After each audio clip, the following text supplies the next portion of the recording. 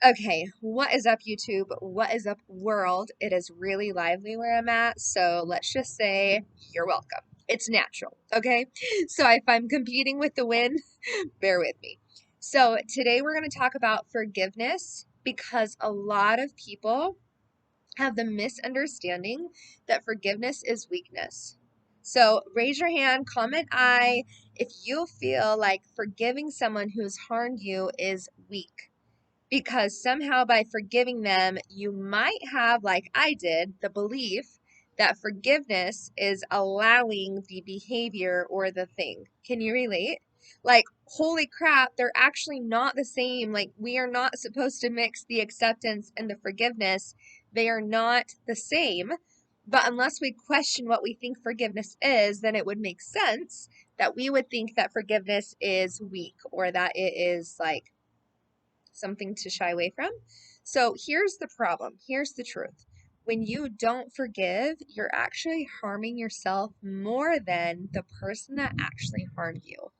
Isn't that crazy? And how can I speak to this with such a surety or knowing? Guys, I have had to forgive the deepest of the most raw things, okay? Not to take away from anyone's story, and I'm not justifying, again, the behavior of what's happened to you, but by not forgiving, you put yourself in a prison. So I want you to imagine that you're like a battery on your phone. Okay. So you have this fully charged battery, and that battery drains every single time that you're sending out negative energy towards that person. And it also depletes your energy or your battery completely just by holding on to all of the resentment. Because like anything else, a battery only has so much capacity for its power to come through, right? So energy, power. Another image of this is that the capacity is already full, right? If you take like water, there's only so much room for something to be inside of that. So if you're the water bottle, you only have so much room. And by not forgiving, you are spending most of your capacity in hate, therefore love cannot come in.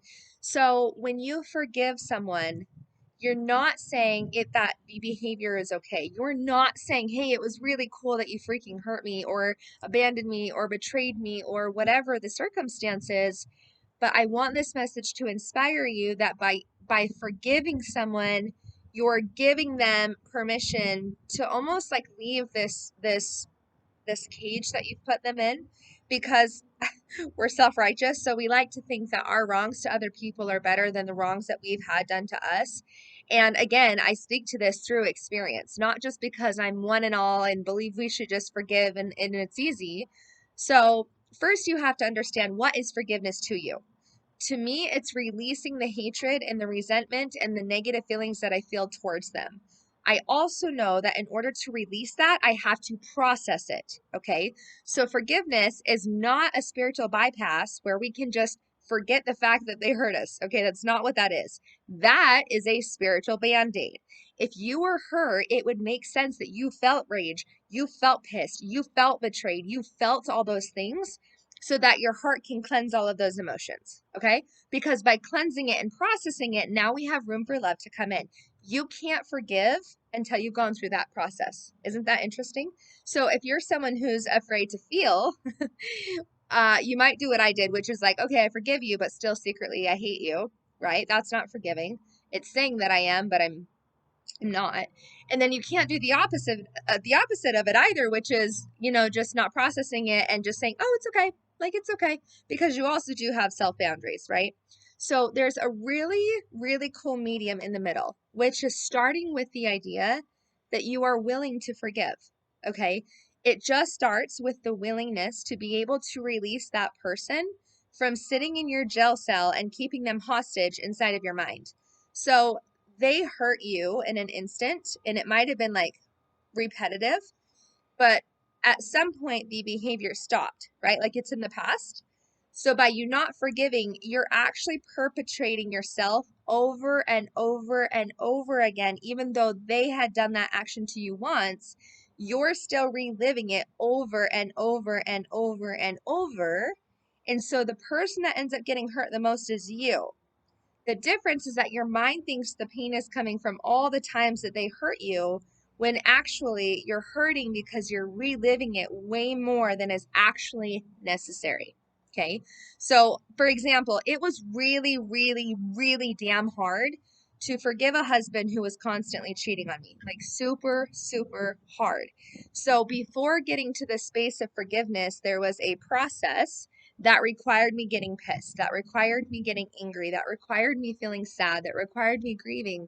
And it took those emotional turmoil or the emotional rollover, because in order to get to a place where I could forgive him, I was no longer emotionally charged. So now that my battery is like full again, now it has space for things to come through, which is the fact that I can say, I forgive you. You can't forgive when you're still holding on to the resentment and the anger and the frustration. And that's not to say that forgiveness also isn't a process. Like, you don't feel the emotion and then wake up one day and you're like, I forgive you, I'm free. But just by your willingness alone to forgive, that will allow for you to have space for it to flush through you. Now, I mean, that's a lot of spiritual concepts all at once, so that might be hard to digest. So, if you are willing to forgive someone, all I need you to know is that it is going to be so much more freeing for you in that process than it ever will be for that person. And I'm a strong believer in this next concept. To the level that you do not forgive others, you do not forgive yourself. So then you end up holding yourself captive, right? So for example, my husband wasn't loyal to me. I didn't have the ability to just forgive overnight, and it took me years. But it did allow me freedom to say that 5 years later, I no longer have resentment. I don't feel like trapped by it. I don't feel owned by it. I'm free. Like, I'm free because I forgave him. And that allows for me, when I mess up with somebody else, to ask for forgiveness in return, because I'm not perfect. I'm going to swear. I'm going to offend somebody. I'm going to freaking steal the attention. If I'm not stealing something physical, the concept is the same, right? Stealing is stealing. Whether I'm stealing attention or stealing, the admiration of someone else when it's not my turn, it still is the same concept, right? So forgiveness is tricky because a lot of people like to put the good, bad, right or wrong, and then justify what's forgivable and what's not. I'm not going to go into that with you because I'm not going to tell you what your moral compass should look like. It's not about, well, if they murder someone, then this, and if they only, didn't take out the trash that day, whatever this. The fact is that forgiveness is giving yourself a gift. Okay, so let that sink in. When you forgive, you give yourself a gift. The gift to be free from their wrongs, the gift to actually experience love outside of the one time they hurt you so that you don't have to replay it over and over and over. And then it also allows for you to ask for forgiveness when you screw up. And that's just the ebb and flow of life, right?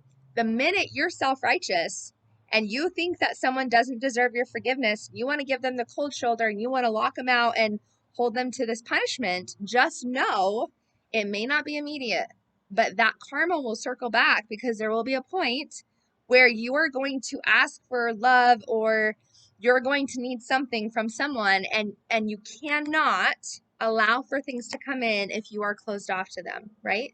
So I often see the person who doesn't forgive, that same person has built a wall, a literal interior wall. Like, inside of them, they are blocking love off and closing it off because they're still so hurt from the betrayal or the abandonment or the cheating or the thing that they can't move past it, right? So this person over here is like living life, right? They're already doing their thing. They screwed up, whatever. And you're the one stuck inside of that prison, living it over and over and over and over, and you're stuck. So in a sense, it's like forgiveness gives you this forward momentum of just releasing what's happened. And it is not saying that I accept what you did. It doesn't mean I accept for that behavior. It is saying that I love me so much that I'm willing to forgive you because of my own imperfections. I'm willing to free you because I also too want to be free. It's allowing the other person to be on the same plane as you, but it doesn't mean that you have to operate right next to them or stay in the same facility or be their best friend or put up with their crap, right? Like, forgiving my ex-husband and cheating didn't mean that I was going to go be best friends with him. In fact, it meant that I became the ex-wife. That's what that meant. But forgiveness gave me the ability to move forward, to get into a new relationship and not hold all of that anger and that constraint into my new relationship. Because again, the battery or the water bottle or whatever container you can imagine only has so much capacity. So if I'm willing to hold on to hate and anger of this person over here, then I don't really have the space to enjoy love and freedom and expansion over here. So really, it's a gift internally. It's a gift to yourself. Forgiveness is allowing the other person to be free, but more so yourself. Because when you're not willing to forget, it's almost like when you're not willing to forgive, it's almost like you're wanting to hold on to all this extra weight, right? And I'm a fitness coach, so let me tell you another thing. I believe that the weight we carry is an emotional one. I don't actually think it's about the food or, I mean, yes, work out, eat healthy, whatever. But there's a deeper concept to this, and it's the emotional shit that you're carrying because you refuse to forgive. And you feel victimized by the people around you and the experiences you've had. You have got to forgive others. And to the extent that you do not, you will not be willing to forgive yourself. In fact, it starts the opposite. You need to forgive you and start with you because you are able to give only what you have, right? Like if you're like, Brie, I'm thirsty. And I'm like, dude, my water bottle's full. Like, yeah, I got plenty to give you, right? Or if you were like, hey, Brie, I'm thirsty and my water bottle's empty, I got nothing to give you, right? Like I can't forgive you if I'm not willing to forgive myself, right? Like you have to forgive yourself. If you're the perpetrator in this scenario and it's not about someone else and it's actually about you, like you have to forgive yourself because you're not getting a badge of honor by wearing it over your head every single day, but beating yourself up by punishing yourself. It's almost like not forgiving you is like wanting a cloud over your head, wanting that misery, wanting that darkness. You're either wanting it or you're not. And it's okay to be forgiven because that is literally why you're here, to restart it every single moment and not have to live in the past with that crap. Like you will not change while you have chains around your ankle, right? And it's okay. And there's processes and there's steps to forgiveness. And I bring this up because you can't have a healthy, thriving relationship if you're not able to realize that we're in an experience called life and it's going to require learning through experience and screwing up and doing some really harmful things. But I'll tell you, even after being abandoned by my dad, even after going through my first divorce, even after my second divorce, even after being abandoned and betrayed by my best friend, like even after the sexual abuse, I can confidently tell you that all 7 of those accounts have been forgiven. And that's why I'm so inspired because I have more space than I ever had. And I'm a new human being. It's almost like the death and the rebirth process because those things, every time they showed up, gave me the opportunity to choose into love or to choose out. And I firmly believe that if you are able to forgive, you're choosing into love every single time. Because again, it didn't give them permission for the behavior. It gave me permission to excuse myself from their behavior. And then it allowed me to love myself enough not to hold on to the experience and to release them because I was not their judge. I am not some self-righteous person that thinks that I know better. And now that I am confident in my forgiveness process, I can share with you that the level of forgiveness that you are willing to do with yourself will dramatically transform the path that you're on. And I'm not talking just business, I'm not talking just family. Like every relationship that you come in contact with has some sort of interaction, right?